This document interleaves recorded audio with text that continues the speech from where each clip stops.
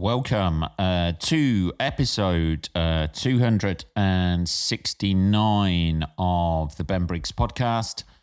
I am Ben Briggs. It's Sunday-ish, people. Let's be honest with you. I've got to be honest, people. You know, I can't be spreading lies around the internet. It is Sunday-ish, he says, adjusting his desk.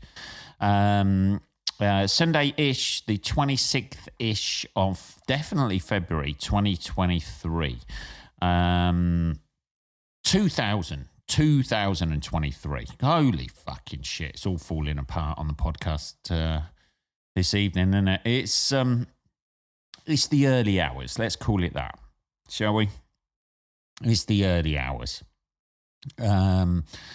And we are desperately late for Saturday's episode. I know. I was leaving it till Sunday because I was going to tell you. all about the festival show that I did in Leicester today. Stroke maybe just yesterday. Who knows? Who knows, people? You're not listening to this live anyway, are you? You know what I mean? Come on. Yeah, so I was going to tell you all about that show. However, we had a few show technical issues. The show itself was pretty much written. I was going to try out some new stuff in the middle, sandwich that shit. That's what I was going to do. I was going to do tried and tested, 20 minutes, about 10, 15 minutes of new, and then finish off with some tried and tested stuff that I've been working on recently. However, I didn't know this, and this is one of the things with the Leicester Comedy Festival. I didn't know this, that they had... I was booked in on the Sunday, which is today-ish. I was booked in on the Sunday. On the Saturday night, they have the festival, end of festival party. And I was booked in, obviously, after the end of festival party, and there was nobody about. Now, I don't know if other people got people in their shows. Before my show was at the Big Difference. That used to be the Cookies. Fucking great venue downstairs there. On a Friday and Saturday night, they do the Just a Tonic nights there. They host the nights there. It's a fucking great room. Low ceilings, darkish, depending on how dark you want it. Obviously, they have dimmable lights. I don't know why I'm telling you this, people. And it's a nice room. It holds about 120. I'd sold 4 tickets, which wasn't great. To be honest, my marketing wasn't great. The venue's marketing wasn't great. I've seen other people at different venues. They're getting fucking, I'm doing it on a Sunday afternoon. I don't know why I chose that. People doing it on Saturdays and Friday nights and stuff like that. They're getting rammed out, and that's great for them. I hold them up. That's fantastic. But that had no input on mine whatsoever. My tickets went to, one was another act.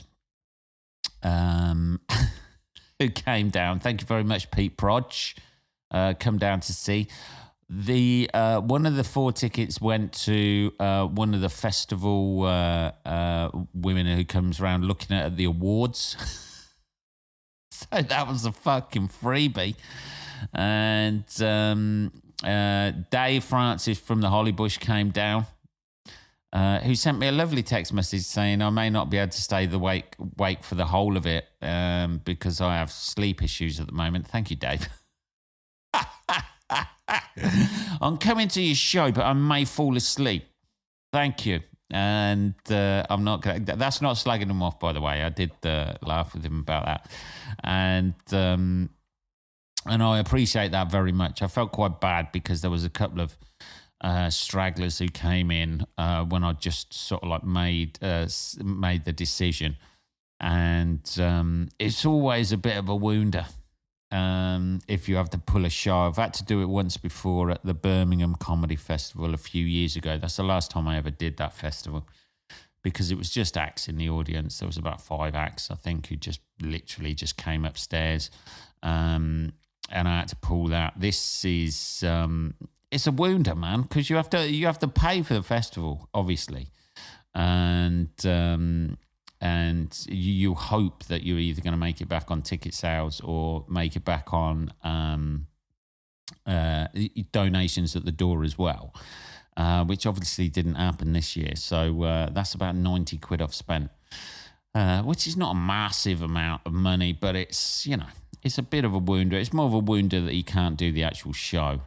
And you're there and you're like, you see people walk down. You get to the stage where you've made the decision and then you see people walk down and you're like, oh, fucking hell, man.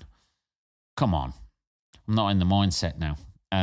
I've seen people sell out their shows and they've got fantastic audiences at Leicester. Maybe it's the time of day.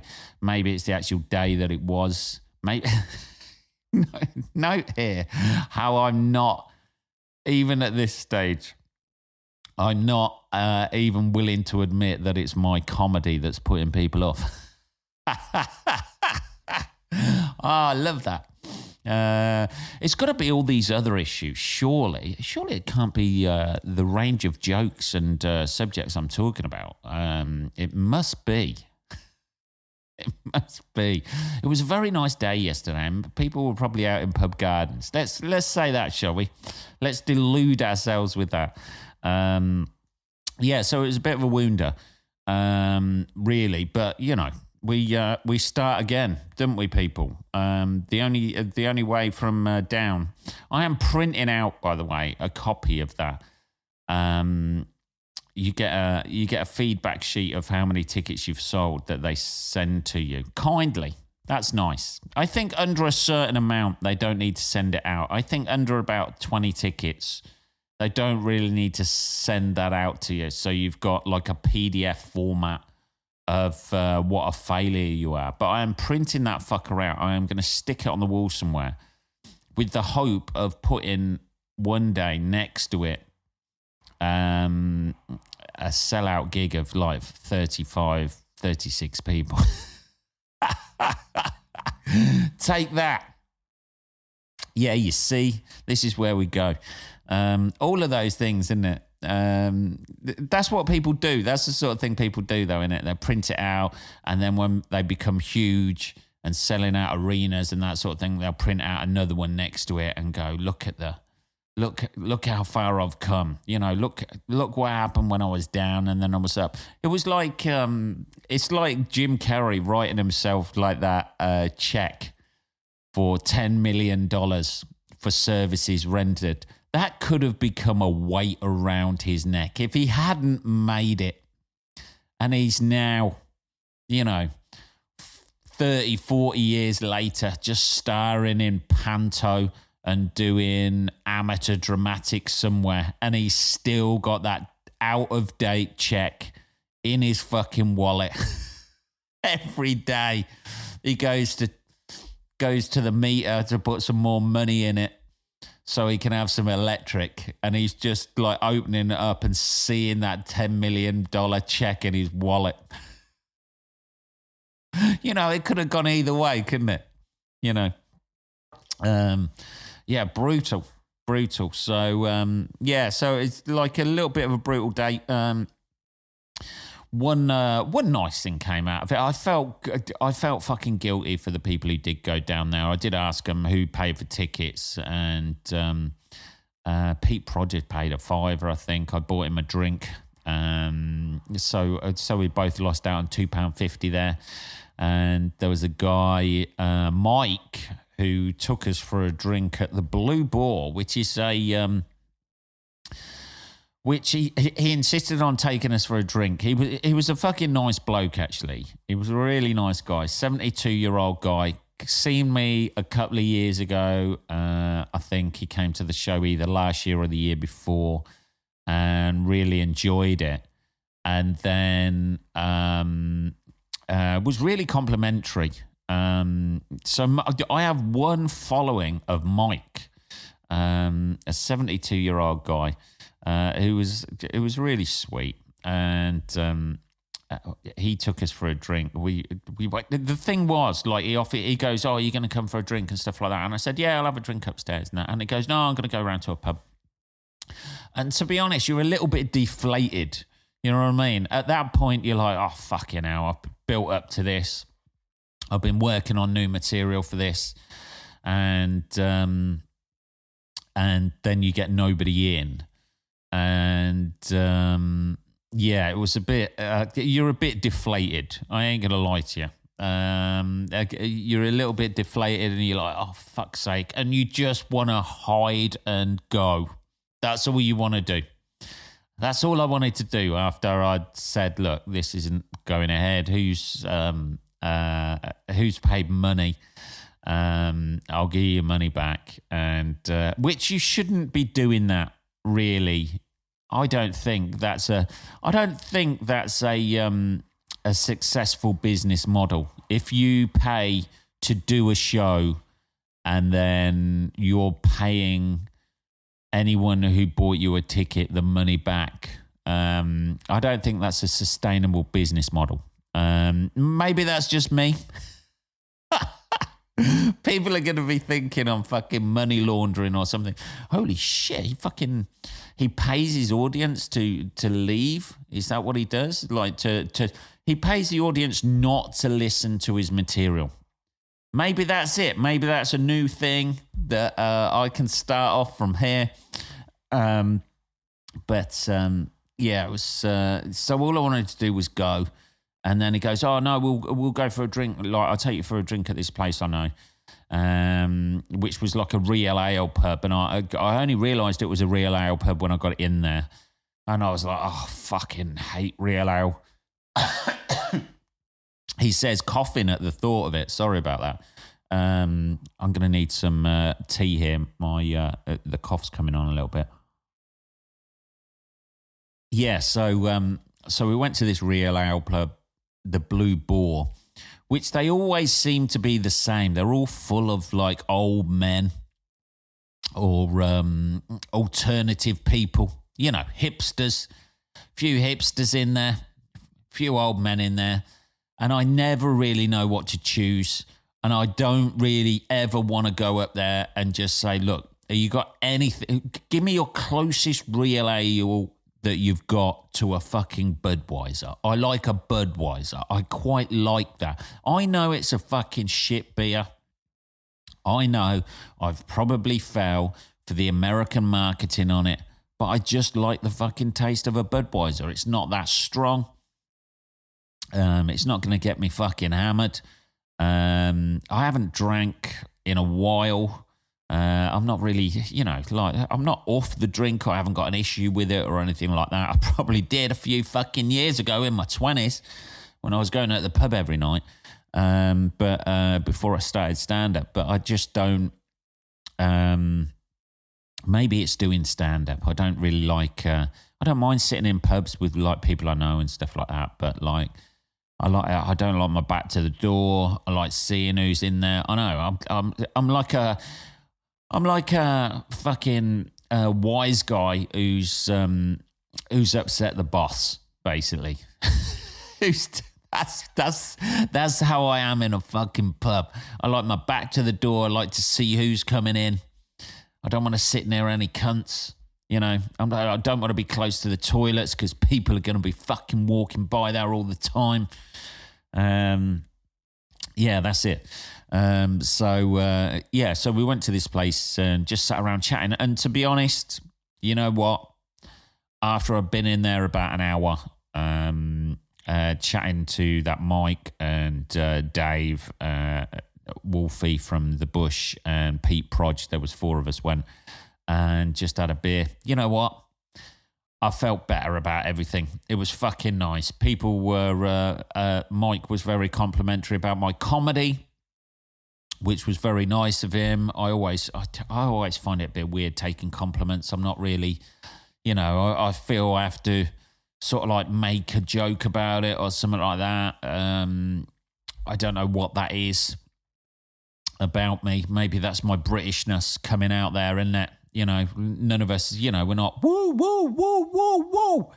Americans, it's very different, so much of a different culture between America and England, I think, or Britain, or the UK.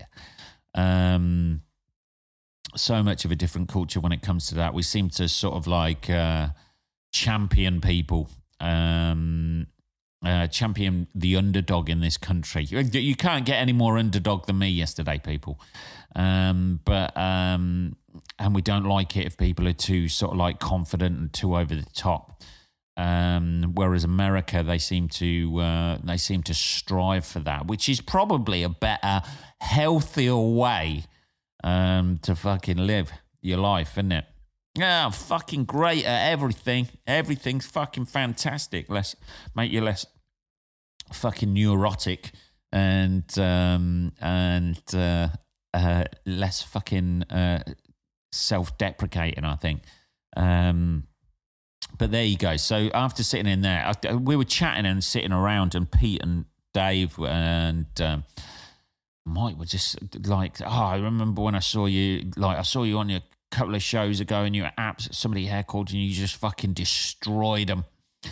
And then Pete was going, oh yeah, that was like the time at my gig when you fucking said something to a woman and you just spent 10 minutes fucking no material, just ripping into her when she said something to you. And Dave was saying stuff as well. And I was sitting there listening to all this, and I was like, this is probably why only 3 people in reality bought tickets to my show today, because they come and see me and I fucking rip into them if they say anything.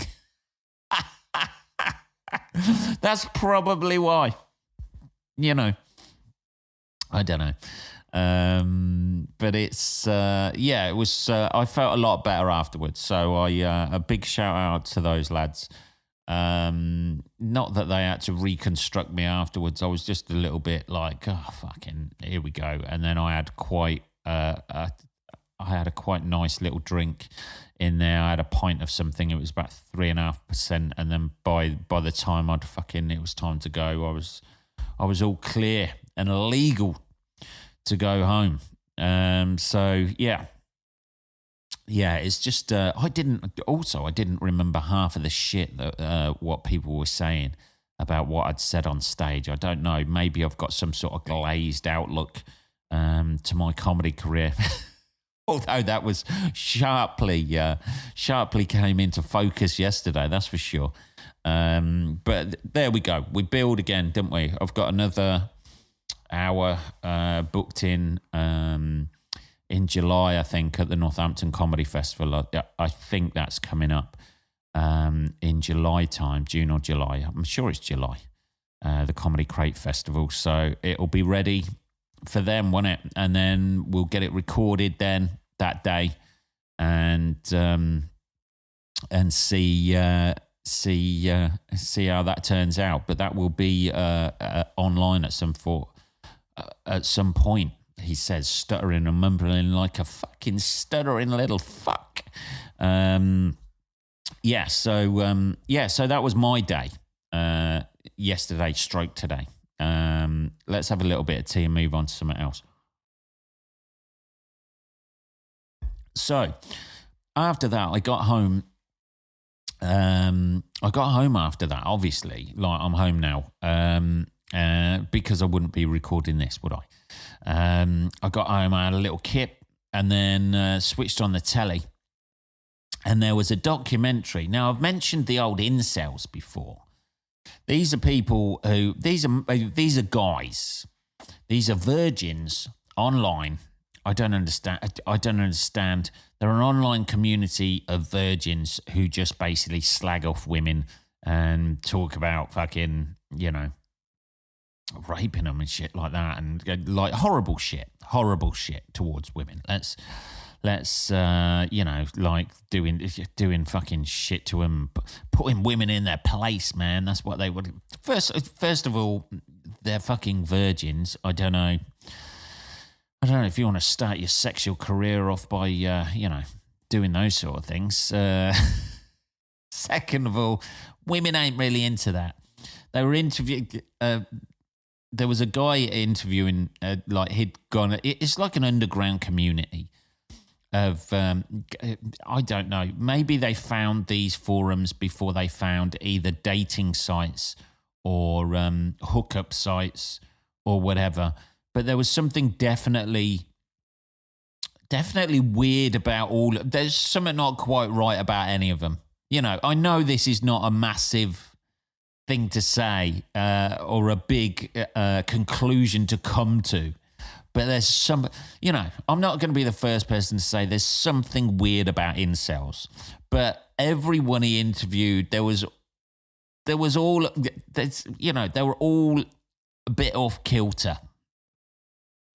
Just mentally, just weird or twitchy or fucking, But the problem is they spend most of their time online. So one of these young lads who he didn't want to be identified, so he had a fucking face mask on and shit like that. He'd never spoken to any woman apart from his mum. Never. He didn't work. He didn't go out. He didn't have any friends. And he's just online all the time. Yeah, fucking. You know why you're not getting laid, mate? I don't know why the interviewer just didn't say this. You know why you're not getting laid, mate? Because you don't fucking work, you got no fucking friends, and all you do is stay at home on the internet. If you cancelled all of those out, if you went out and got a job, that's where most people meet people where they work. You spend 8 hours a fucking day with people. Surely somebody is going to take a little bit of a fucking shine to you, unless your personality is absolutely dog shit, in which case you need friends to be able to tell you that. It's a vicious circle, isn't it? That's what friends are for. Friends are there to give you support, but friends as guys are there to tell you when you're being a fucking arsehole, to have a bit of a laugh with. So you develop your personality, you get your little in-jokes with them and stuff like that, and then, can't just wander through this world on your own, as I found out yesterday. There I was going to wander home on my own, drive back, but no, I thought I'd go out with people, have a bit of a drink, have a socialise. There we go. The next minute, we're all perked up a little bit, aren't we? Yeah, ready to fight. But yeah, it was funny because the interview guy took this incel young lad. Well, I think it was like early 20s or something like that. But his mannerisms and everything were very childlike. Obviously, I couldn't see his face because he's wearing one of them fucking weird masks. You need to take that shit off if you're going out, bud. I wouldn't go out in the mask, to be honest. Women seem to be freaked out by people when they can't see their face. And the mask he was wearing was very much reminiscent of Jason from Friday. Is it Jason? I think it's Jason. Or is it Michael Myers? I don't know, mate. Let's have a look. I've got to get this right. Michael Myers? It's not Michael Myers. What? Yeah. Michael Myers. Yeah, that's it. Jason.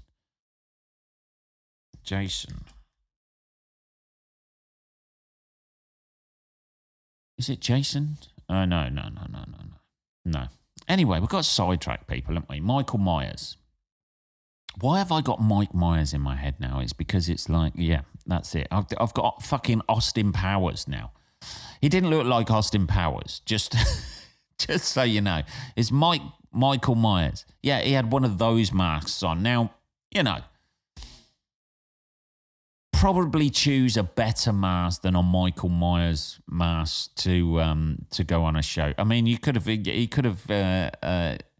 disguised his face in any, or maybe, like go for the classic glasses, nose and moustache, like the classic sort of Groucho Marx look.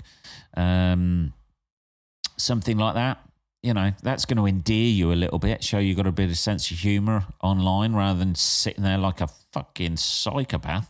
Anyway, the guy who was interviewing him takes him out for a drink, and they're sitting on a table and they're discussing all this incel shit and that. And then obviously there's a group of women near them, and obviously because they're women, they're earwigging the conversation. Why are you single, Ben? Hey, I've done it a couple of times, people. It doesn't count for me. So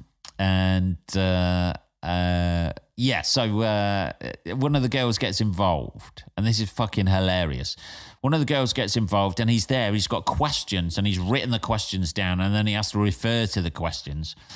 And the questions are just like basic fucking shit that doesn't matter, that seems to have been spiraled out of control by these freaks online.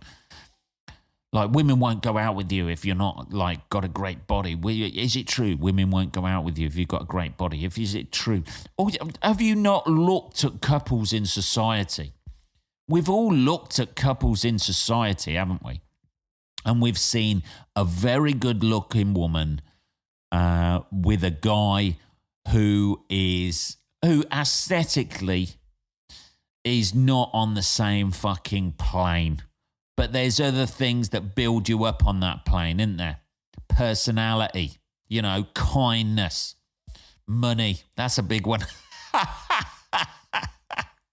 Haven't we? We've seen that. You see fat guys all the time. They've got a lot of fucking cash. They might have a good personality. Some woman's not going to fucking... Yes, there are women out there who are going to be attracted to you. There's people who are going to be attracted to you because you're a good-looking guy or you've got a fucking great body and that sort of shit. But if your fucking mindset is dog shit, or you have zero personality, or you're just a fucking retard, that is going to wear very thin very quickly, isn't it? That's how you keep people, he says the guy who's 46, who's on his own. I don't know. But anyway, hey, I haven't got the answers here, people. I'm just saying that is one of the things, like making somebody laugh. That's a big thing, isn't it? It's even better if you're good looking as well. If you're hot and got a fucking good sense of humour, you can bang anyone. That's it. So this guy is like reading out these questions like he's doing a fucking research project. He's going to report back to all the incels. This woman sort of like says, no, that shit doesn't matter. It's all about, it's all about money. So you need to get yourself a fucking job. No, she doesn't say that. She says, obviously what we've just been talking about. She says like it's personality. This doesn't matter. You can be attracted to people because you have a little spout with them and stuff like that, right? So the guy kind of takes this in. And he's like sitting there and he's taking it in. He goes, I didn't realise this. You didn't realise this. You're listening to other virgins online talking to you about what women want when they haven't even fucking banged or dated any women. They haven't even talked to other women and they're telling you what they want. Right? That's like fucking, going like that. That's like going to get your car fixed by somebody who has never been a mechanic, isn't it? It ain't gonna fucking work out for you. You need to take it to. You need to be asking people who have actually been in relationships. What about your mum and dad? You speak to your mum all the time, you fucking freak. Why don't you ask her? Jesus. Let's have some tea. Hang on. So suddenly, like about 2-3 weeks pass, he's taking this in, right? And then the next minute, the interviewer meets up with this guy, and because he spoke to a woman, he's changed his perspective on everything, and he's become a photographer.